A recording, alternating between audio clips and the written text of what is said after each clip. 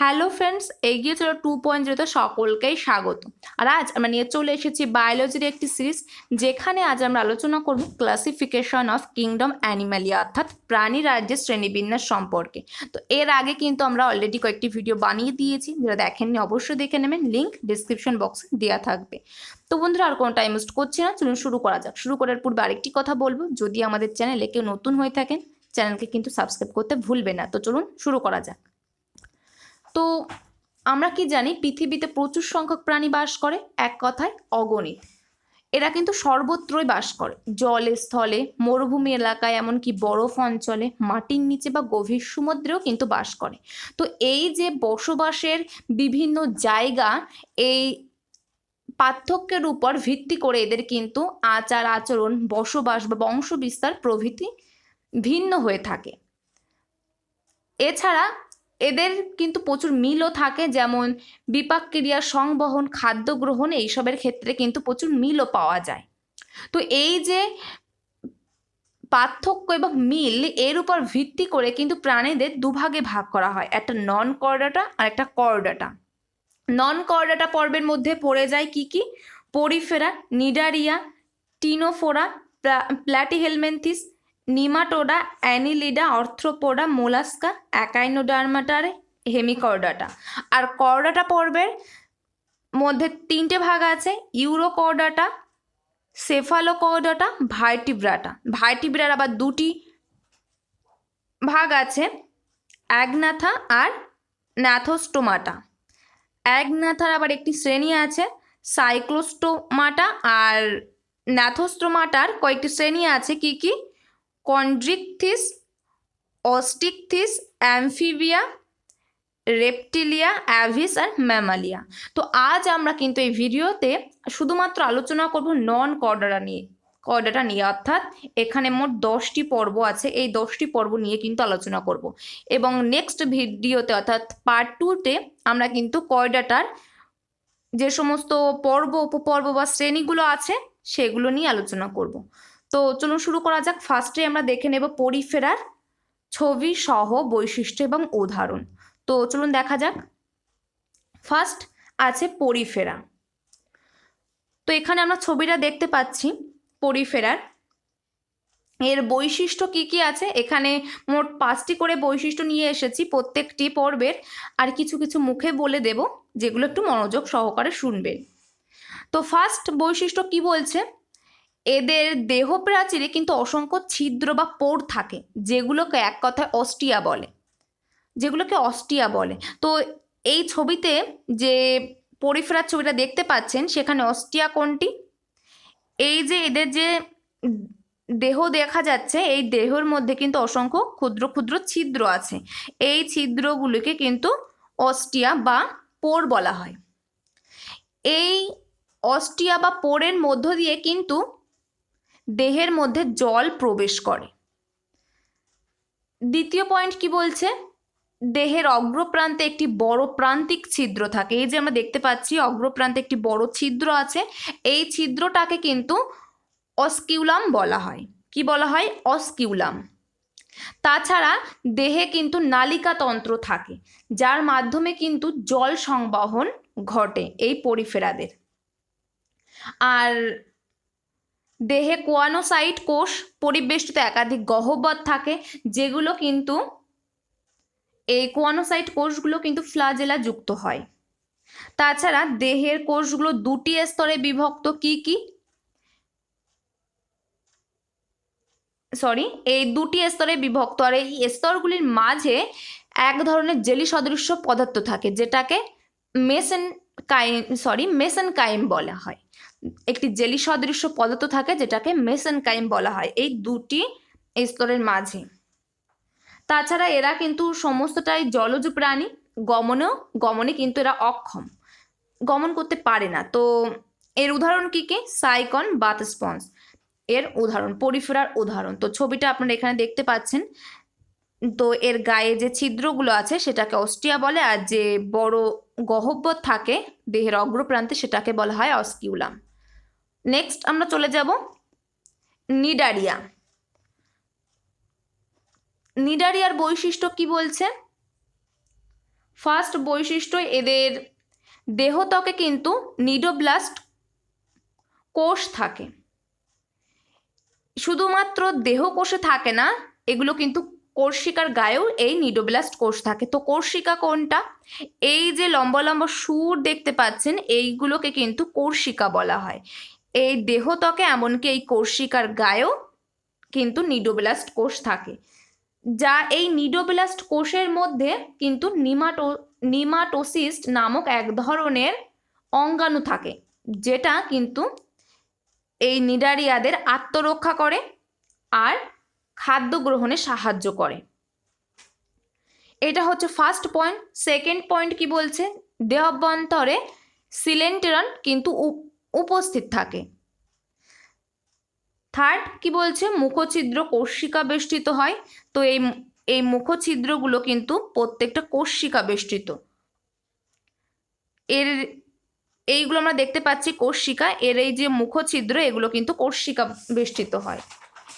তাছাড়া দেহ একটোডার্ম আর এন্ডোডার্ম নামক দুটি স্তরে বিভক্ত থাকে। স্নায়ুতন্ত্র স্নায়ুজালক রূপে অবস্থান করে।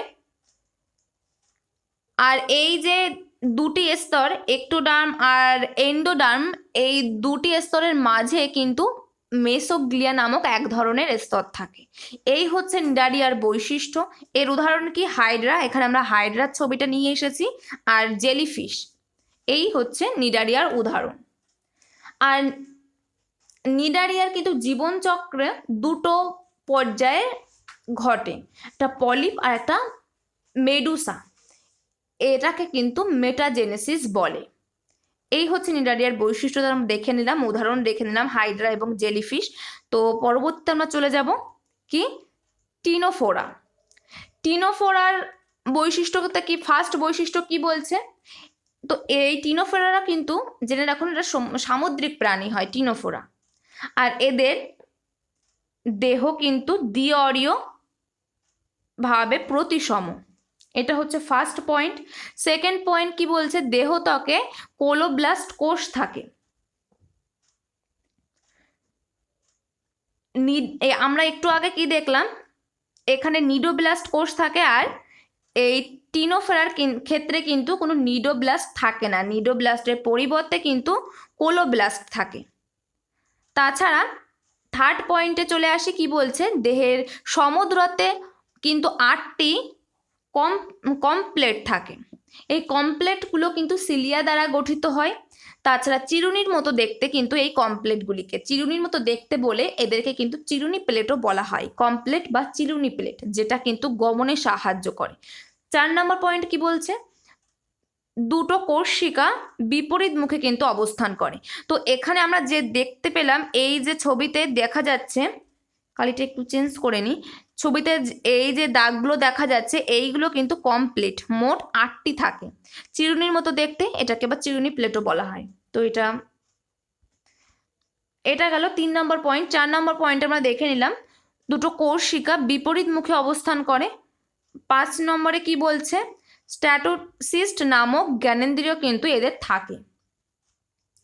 তো এই হচ্ছে টিনোফোরার বৈশিষ্ট্য। উদাহরণ কি? বেরো আর হার্মিফোরা। তো ছবিটাও আমরা একবার দেখে নিলাম।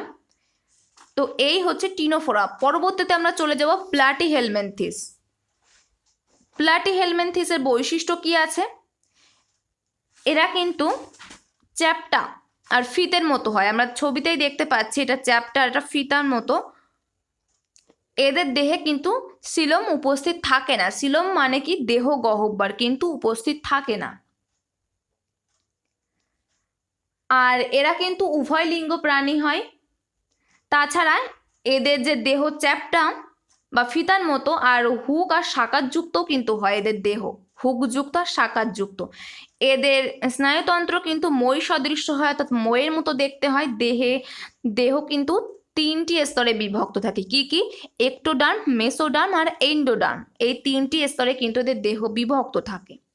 আর এদের রেচনাঙ্গ কি? ফ্লেম কোষ। এই হচ্ছে প্লাটিহেলমিনথিসের বৈশিষ্ট্য। এর উদাহরণ কি?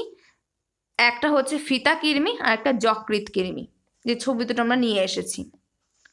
যকৃৎ কৃমি আর ফিতা কৃমি হচ্ছে প্লাটিহেলমিনথিসের বৈশিষ্ট্য। তো এই হচ্ছে প্ল্যাটিহেলমিনথিস। নেক্সট আমরা চলে যাবো নিমাটোডা সম্পর্কে দেখে নেব। তো নিমাটোডা দেখার আগে আমরা আরেকটি জিনিস দেখে নেব যে ডব্লিউবিসিএস প্রিলিমস 2022-এর জন্য কিন্তু আমরা কিছু কোর্স নিয়ে এসেছি যেখানে কারেন্ট অ্যাফেয়ার্স সম্পর্কে একটু দেখে নেব আমরা। তো এখানে মাত্র 50 টাকা দাম রাখা হয়েছে, আপনারা চাইলে কিনতে পারেন। তো এখানে মোট কি কি থাকবে এই কোর্সের মধ্যে, জানুয়ারি 2021 থেকে ফেব্রুয়ারি 2022 পর্যন্ত সমস্ত কারেন্ট অ্যাফেয়ার্স এবং এক্সামের আগে পর্যন্ত কারেন্ট অ্যাফেয়ার্স কিন্তু এর মধ্যে অলরেডি অ্যাড হয়ে যাবে। আপনারা যদি কিনে ফেলেন সেখানে দেখতে পাবেন অলরেডি কিন্তু অ্যাড হয়ে যাবে। তাছাড়া বাজেট, ইকোনমিক সার্ভে রিলেটেড সমস্ত কারেন্ট অ্যাফেয়ার্স পাবেন। গভর্নর, সিএম আর মিনিস্টারের লিস্ট দেওয়া থাকবে। আর ডব্লিউবিপি এসআই যে স্পেশাল কারেন্ট অ্যাফেয়ার্স করানো হয়েছিল সেগুলো কিন্তু এর মধ্যে থাকবে। তো আপনারা চাইলে কিনতে পারেন, মাত্র 50 টাকা দাম রাখা হয়েছে। এটার লিঙ্ক ডেসক্রিপশন বক্সে বা কমেন্টের ফার্স্টেই দেওয়া থাকবে। আর এখানে কিনতে গিয়ে যদি কোনো অসুবিধা হয় সেখানে আপনারা এই আইডিতে মেল করতে পারেন, সমস্ত অ্যান্সার পেয়ে যাবেন। তো মাত্র 50 টাকা, আপনারা চাইলে কিনতে পারেন। লিঙ্ক ডেসক্রিপশন বক্স এবং কমেন্টের ফার্স্টে দেওয়া থাকবে। তো চলে যাই আমরা পরের টপিকে। কি বলছে নিমাটোডা। নিমাটোডার বৈশিষ্ট্য কি? এদের দেহ কিন্তু পুরো কিউটিকল দ্বারা আবৃত থাকে। তাছাড়া দেহ নলাকার হয়, দ্বিপার্শ্বীয় প্রতিসম হয়। আর এদের দেহে সিলম কিন্তু উপস্থিত থাকে। তাছাড়া রক্ত সংবহন তন্ত্র কিন্তু থাকে না, রক্ত সংবহন তন্ত্র উপস্থিত থাকে না। 3 নম্বরে পৌষ্টিকতন্ত্রও উপস্থিত থাকে না, অনুপস্থিত, পৌষ্টিকতন্ত্র অনুপস্থিত। আর রেচন অঙ্গ কি? একজোড়া পার্শ্বীয় নালী সাহায্যে কিন্তু এরা রেচন সম্পন্ন করে। আর এই যে নিমাটোডা, এরা কিন্তু এক লিঙ্গ প্রাণী, অর্থাৎ স্ত্রী পুরুষ এদের ভেদ আছে। তো এখানে দেখতে পাচ্ছি এটা মেল এটা ফিমেল দুটো ছবি নিয়ে আসা হয়েছে। এর উদাহরণ কি? গোলকৃমি আর গোদকৃমি। তো এই হচ্ছে নিমাটোডা, যাদের দেহ পুরো কিউটিকল দ্বারা আবৃত, দেহ নলাকার, দ্বিপার্শ্বীয় প্রতিসম। তাছাড়া ছদ্মশিলম উপস্থিত আর অনুপস্থিত কোনগুলো? রক্ত সংবহন তন্ত্র, পৌষ্টিকতন্ত্র থাকে না, অনুপস্থিত। আর রেচনাঙ্গ কি? একজোড়া পার্শ্বীয় নালী। এরা এক লিঙ্গ হয়, অর্থাৎ স্ত্রী পুরুষ এদের কিন্তু ভেদ আছে, দেখতেই পাচ্ছি আমরা। উদাহরণ গোলকৃমি আর গোদকৃমি। নেক্সট চলে যাব আমরা কিসে? অ্যানিলিডা, যার বৈশিষ্ট্য কি? এদের দেহ অসংখ্য আংটির মতো খণ্ডক নিয়ে গঠিত। আর এই খণ্ডক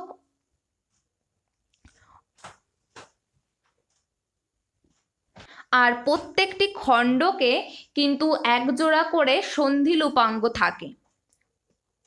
প্রত্যেকটি খণ্ডকে একজোড়া করে সন্ধিলোপাঙ্গ থাকে। তাছাড়া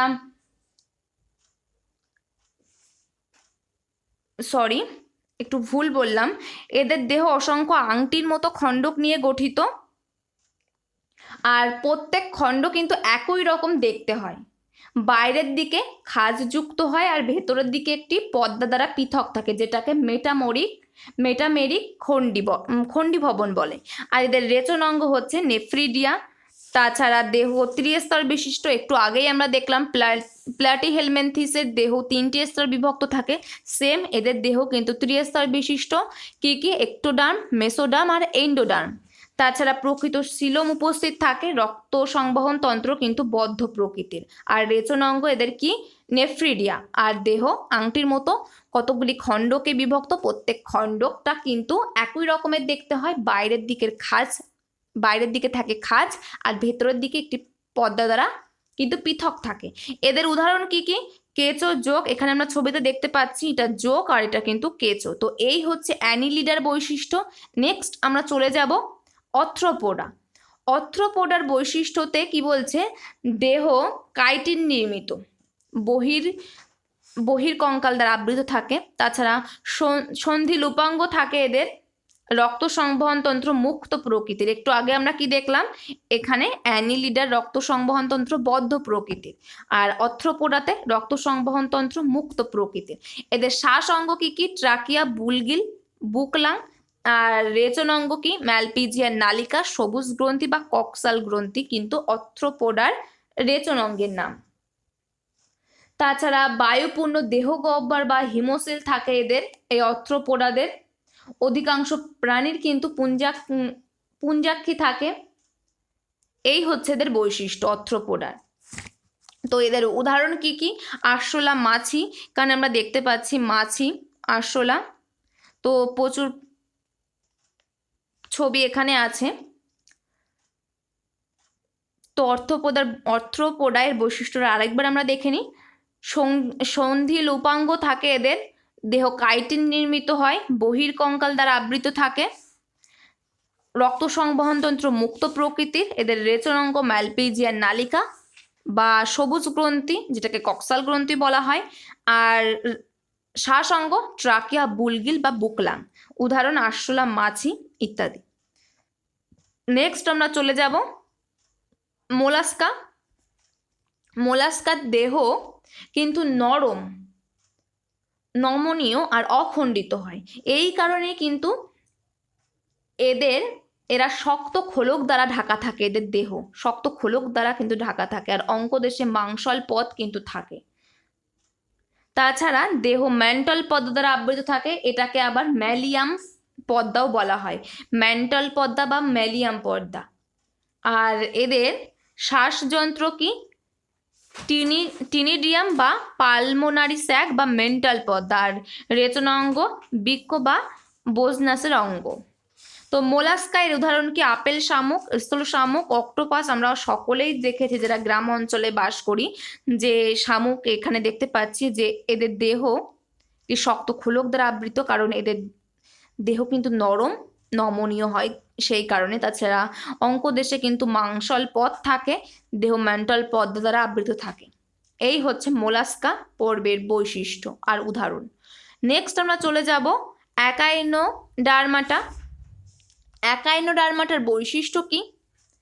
এদের দেহ কিন্তু কণ্টকময়, অর্থাৎ কাঁটা দ্বারা এদের দেহত্বক আবৃত থাকে, আর এরা কিন্তু সকলে সামুদ্রিক প্রাণী হয়।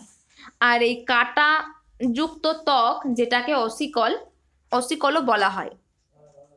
তাছাড়া জলসংবহন তন্ত্র কিন্তু এদের থাকে উপস্থিত, যেটা খুবই উন্নত ধরনের জলসংবহন তন্ত্র ঘটে এদের অ্যাকাইনোডার্মাটা পর্বের প্রাণীদের। তাছাড়া গমন অঙ্গ হচ্ছে নালীপথ, আর এদের দেহ ওরাল আর অ্যাবোরাল এই দুটো তলে কিন্তু বিভক্ত, আর 5টি সমদূরত্বে অ্যাম্বুল্যাক্রা দ্বারা কিন্তু দেহ পরিধি চিহ্নিত থাকে। এই অ্যাকাইনোডার্মাটা পর্বের উদাহরণ কি? তারা মাছ, সমুদ্র শসা, তারা মাছ। এই হচ্ছে অ্যাকাইনোডার্মাটা পর্বের বৈশিষ্ট্য, উদাহরণ এবং ছবি। নেক্সট আমরা চলে যাব হেমিকর্ডাটা। এটাই কিন্তু আমাদের আজকের লাস্ট। তো ফার্স্ট বৈশিষ্ট্য কি বলছে? এদের দেহ কিন্তু 3টি অংশে বিভক্ত থাকে। কি কি? প্রোবোসিস, কলার আর মেটাসোম বা দেহকাণ্ড। এই 3টি খণ্ড নিয়ে কিন্তু এদের দেহ বিভক্ত 3টি খণ্ডে। তাছাড়া স্ট্রোমোকর্ড কিন্তু উপস্থিত থাকে, যেটা প্রোবোসিস পর্যন্ত বিস্তৃত, আর এদের ক্ষেত্রে কিন্তু কোনো নোটোকর্ড থাকে না। নোটোকর্ডটা কি? একটা দণ্ডের মতো অংশ যেটা খাদ্যনালীর পৃষ্ঠদেশে অবস্থিত। আর স্ট্রোমোকর্ড কি? যেটা খাদ্যনালীর কলারে অবস্থিত।